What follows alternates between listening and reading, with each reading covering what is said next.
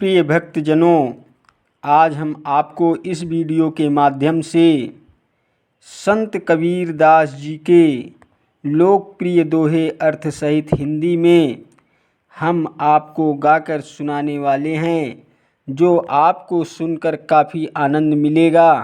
Video के last date तक ज़रूर बने रहिएगा ताकि आपको सारी जानकारी सही तरीके से मिल सके, और बेल वाली घंटी दबाना मत भूलें ताकि आपको सारी नोटिफिकेशन हमेशा मिलती रहे। तो दोस्तों सुनिएगा, ये लोकप्रिय दोहे, सर्वश्रेष्ठ दोहे आपको हम गाकर सुनाने जा रहे हैं और अर्थ सहित बताने जा रहे हैं। काम वशीकरण। जबहिं काम उमंग तन आवे, ताहि समय जो आप जुगावे। शब्द विदेह सुरति लय राखै, गहि मन मौन नाम रस चाखै। जब निहत में जाई समाई, तबहि काम रहे मुरझाई।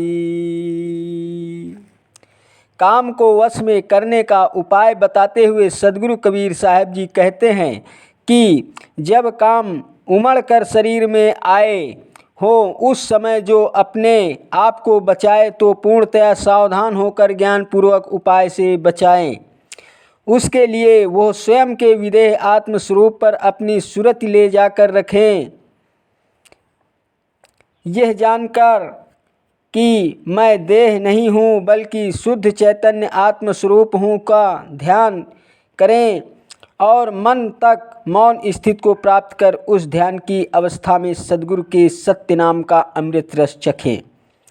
जब साधना की उच्च स्थिति में साधक शरीर के पंच तत्वों से परे अपने विशुद्ध चैतन्य आत्मस्वरूप में समा जाता है, उसी समय शरीर में उमड़ा हुआ काम मुरझा जाता है, यानी नष्ट हो जाता है।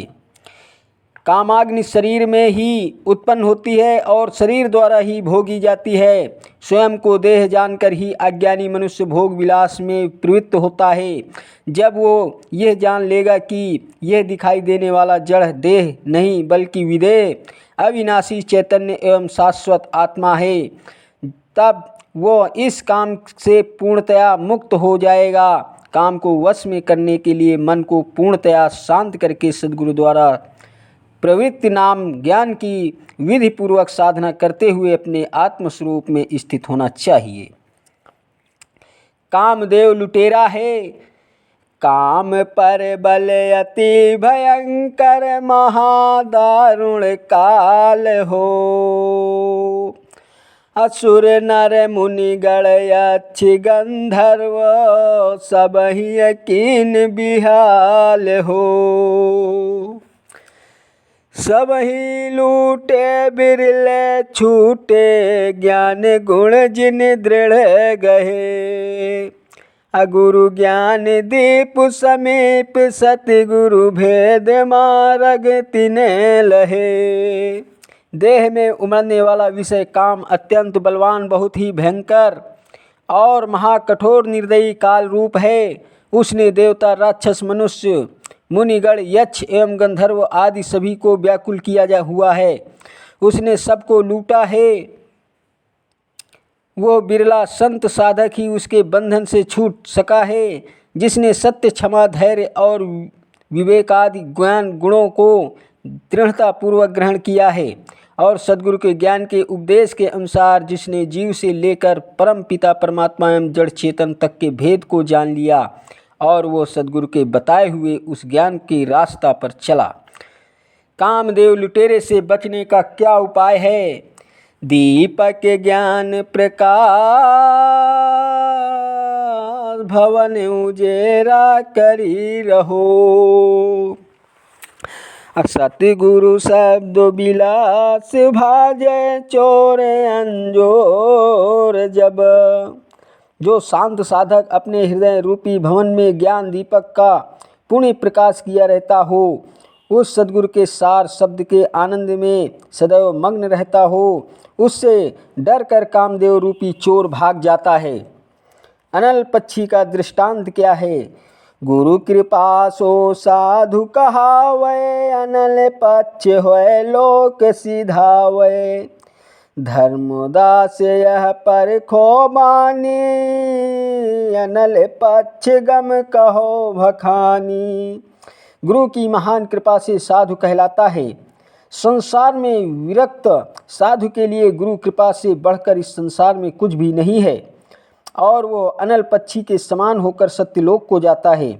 सदगुरु कबीर साहब जी कहते हैं कि हे धर्मदास, तुम अनल पक्षी की उपेदासात्मक वाणी ध्यानपूर्वक सुनो, समझो और विचार करो। अनल पक्षी की यह रहस्यमय ज्ञान वाणी तुम्हें अच्छी तरह से स्पष्ट करके बताता हूँ। अनल पक्षी निरंतर आकाश में ही विचरण करता रहता है और उसका बच्चा भी जन्म लेकर पृथ्वी की ओर आते हुए वापस अपने घर माँ पिता को लौट जाता है।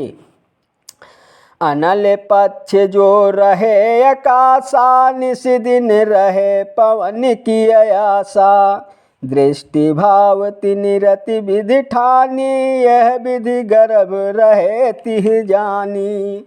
अनल पक्षी जो सदैव आकाश में रहते हैं, वे केवल रात दिन पवन की आशा करते हैं। अनल पक्षी नर मादा की रति क्रिया मात्र दृष्टि भाव है, यानी वे जब एक दूसरे से मिलते हैं तो प्रेम पूर्वक एक दूसरे को रति भावना की गहन दृष्टि से देखते हैं।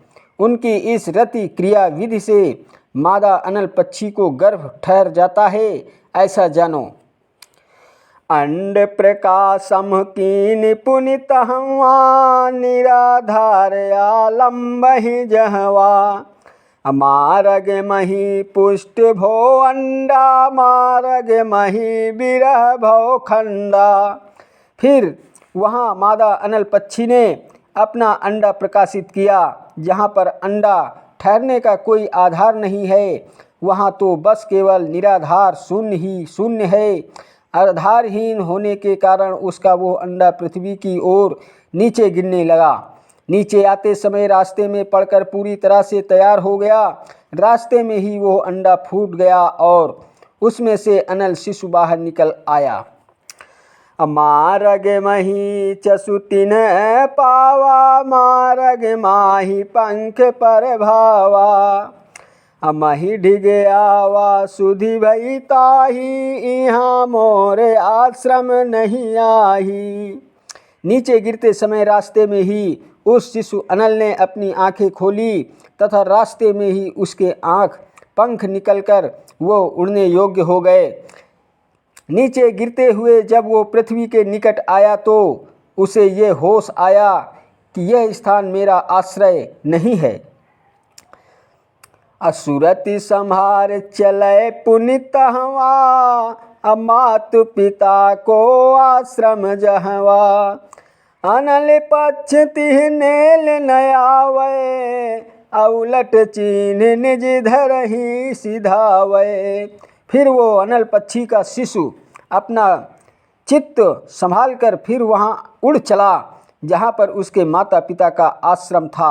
अनल पक्षी कभी भी अपने बच्चे को लेने पृथ्वी की ओर नहीं आते, बल्कि उनका बच्चा स्वयं ही पहचान लेता है कि यह पृथ्वी मेरा घर नहीं है और वह वापस पलटकर अपने घर माता पिता के पास चला जाता है।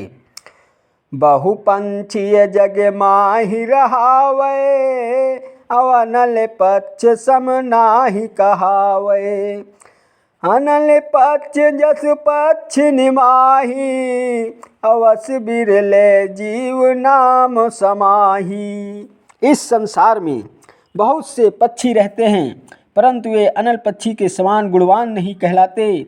जैसे पक्षियों में अनल पक्षी है, वैसे ही बिरले कुछ जीव हैं जो सद्गुरु के नाम ज्ञान में समाते हैं। यह विधि जो जीव चितै भाई, अमेटि काल सतलोक सिधाई। सदगुरु कबीर साहब जी कहते हैं कि हे भाई, इस विधि से अनल पक्षी की तरह जो जीव ज्ञान युक्त होकर होश में आ जाता है तो वह इस काल कल्पना लोक को पार करके सत्यलोक को चला जाता है। सदगुरु कबीर साहब अपनी अमृतवाणी में अनल पक्षी का उदाहरण देते हुए बताते हैं कि जहाँ पर पृथ्वी, अग्नि, जल, वायु और आकाश तत्वों का आधार नहीं है, वहाँ उस स्थान पर अनल पक्षी एवं सत्य शब्द का प्रकाश बिना किसी आधार के रहता है। अनल पक्षी के विषय में सदगुरु कहते हैं कि अनल पक्षी सदैव आकाश के मध्य निवास करता है। वो पृथ्वी निवास से सदा विरक्त और विश्वास पूर्वक बिना आधार के रहता है। कहने का तात्पर्य है कि जिस प्रकार अनल पक्षी पृथ्वी से अलग निराधार आकाश में विश्वास पूर्वक रहते हैं और नीचे गिरते हुए अपने शिशु का भी मोह नहीं करते, उसी प्रकार सच्चा संत साधक भी इस संसार में घर परिवार के मोह में नहीं पड़ते। वे इस सारहीन संसार के सहारे नहीं बल्कि सद्गुरु की भक्ति के सहारे रहते हैं और सद्गुरु के सत्य ज्ञान के अनुसार आचरण करते हुए परम पिता परमात्मा के पास सत्यलोक में चले जाते हैं। साधु अनल पक्षी के समान कब होता है? सुनिएगा दोस्तों। निरालंब आलंब सतगुरु एक आशा नाम की, गुरु चरण लीन अधीन निस दिन, चाहे नहीं धन धाम की। सत्यनारी सकल विसारी विजया, गुरु गुरु चरण दृढ़ कह गहे। सतगुरु कृपा दुख दुसैय नासै, धाम अविचल सो लहे।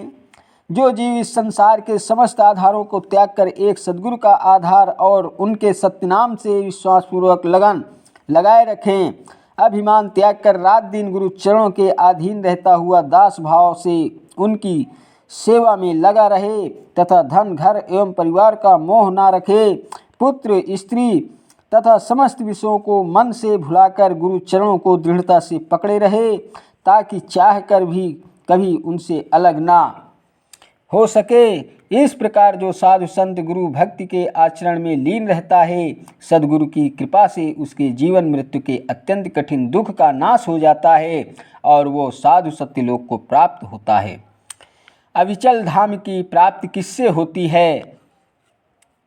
मन वचि कर्म गुरु ध्यान, गुरु आज्ञा निरखत चले, देहि मुक्ति गुरुदान, नाम विदेह लखाए के। साधक मन वचन कर्म से पवित्र होकर सद्गुरु का ध्यान करे और सद्गुरु की आज्ञा अनुसार सावधान हो सककर चले, तब सद्गुरु उसे जड़ देह से परे नाम विदेह जो शाश्वत सत्य है एवं जिसका नाम सत्य नाम है, उसे परमपिता का साक्षात्कार करा के मुक्ति का दान लेते हैं। अविचल धाम की प्राप्ति तब ही संभव होती है जब साधक सद्गुरु को पूर्ण रूप से समर्पित होता है। सद्गुरु कबीर साहब जी कहते हैं कि जो संत साधक सद्गुरु की आज्ञा अनुसार कर्म एवं आचरण करता है, वही सच्चा संत साधक होता है। वो आवागमन के बंधन से मुक्त हो जाता है। नाम ध्यान महात्मन, जब लग ध्यान विदेह न आवे, तब लग जीव भव भटका खावे। ध्यान विदेह और नाम विदेहा, दो लख पावे मिटे संदेहा। सद्गुरु कबीर साहब ध्यान साधना के विषय में समझाते हुए बताते हैं कि जब तक देह से परे विदेह का ध्यान होने में नहीं आता, तब तक जीव इस संसार में ही भटकता रहता है। ध्यान विदेह और नाम विदेह जो इन दोनों को अच्छी तरह से समझ लेता है तो उसका सभी विदेह मिट जाता है। इंद्रियों को पूर्णतया नियंत्रित करके विशुद्ध एकाग्र चित्त से अपने इष्ट सद्गुरु परमपिता परमात्मा का साक्षात्कार करना ही ध्यान कहलाता है। मनुष्य की पंच तत्वों से बना हुआ यह शरीर जड़, परिवर्तनशील और नाशवान है। ये अनित्य है। यह शरीर का नाम एवं रूप होता है, परंतु वो स्थायी नहीं हो रहता। राम, कृष्ण, लक्ष्मी, दुर्गा, ईसा आदि जितने भी नाम इस संसार में बोले जाते हैं, ये सब शरीर के नाम कहे जाते हैं। इसके विपरीत जड़ एवं नाशवान देह शरीर से परे नित्य अविनाशी चैतन्य एवं शाश्वत निज आत्म स्वरूप एवं परमपिता परमात्मा को विदेह कहा गया है। सत्य तो केवल सत्य है, वो सर्वोपरि है तथा उसकी बराबरी या तुलना किसी से नहीं की जा सकती। सत्य अविनाशी है और उसका कोई नाम एवं रूप भी नहीं होता। सत्य का रूप स्वयं सत्य है और सत्य ही का नाम सत्य नाम है। सत्य नाम की स्थिति को समझने के लिए सत्य नाम की रामायणी में कहा गया है कि मन में सत्य नाम का सुमिरन करो। वहाँ दिन रात की स्थिति तथा पृथ्वी आदि पंच तत्वों को निवास नहीं। वहाँ ध्यान लगाने से किसी को भी योनि के जन्म मरण दुख नहीं आता। वहाँ के मिलने वाले सुख का वर्णन नहीं किया जा सकता। सद्गुरु मिलने पर उसे दिखा देते हैं। जैसे गूंगे को सपना दिखाता है, वैसे ही जीवित जन्म को देखो। सत्य नाम सुनिरो मन माही, अजहवा रजनिया आवासर नाही। आदि अंत नहीं धरनी आकाशा, अपावक पवन न नीर निवासा। चंद सूर तहवा नहीं कोई, अप्रात सांझ तहवा नहीं दोई। कर्म भर्म पुण्य नहीं पापा, अतहवा जपियो अजपा जापा। झलमलाट चहुदिस उजियारा, बरसे जहाँ अगर की धारा। तहाँ सतगुरु को वासन होई, अकोटि माही जन पहुँचे कोई। दसों दिशा झिलमिल तह साजा, बाजे तहाँ सुवन हद बाजा। तहवा हंसा ध्यान लगावे, बहुरी न जोनि संकट आवे। जहाँ को सुख वरनि न जाई, सतगुरु मिले तो देह लखाई। जो गूंगा को सुपना देखो, ऐसो जीवित जन्म को लेखो। क्षणिक ध्यान विदेह समाई, ताकि महिमा वरण न जाई। काया नाम सब गोहरावे, नाम विदेह बिरले कोई पावे। ध्यान साधना कहते हुए जब साधक का ध्यान क्षण भर के लिए विदेह परमात्मा स्वरूप में समा जाता है तो उस क्षण की महिमा का कोई वर्णन नहीं किया जा सकता। देह के रूप तथा नामों को सब याद करके पुकारते हैं, परंतु उस विदेह स्वरूप के विदेह सत्यनाम को तो कोई बिरला संत साधना ही जान पाता है। प्रिय भक्तजनों, यदि आपको वीडियो पसंद आया हो तो वीडियो लाइक, शेयर और सब्सक्राइब जरूर कीजिएगा। चैनल पर नए हैं तो बेल वाली घंटी दबाना मत भूलें ताकि आपको सारी नोटिफिकेशन हमेशा मिलती रहे। थैंक यू सो मच मेरा यूट्यूब वीडियो देखने वाले दर्शकों को। नमस्कार दोस्तों, जय हिंद, जय भारत, वंदे मातरम, वंदे मातरम।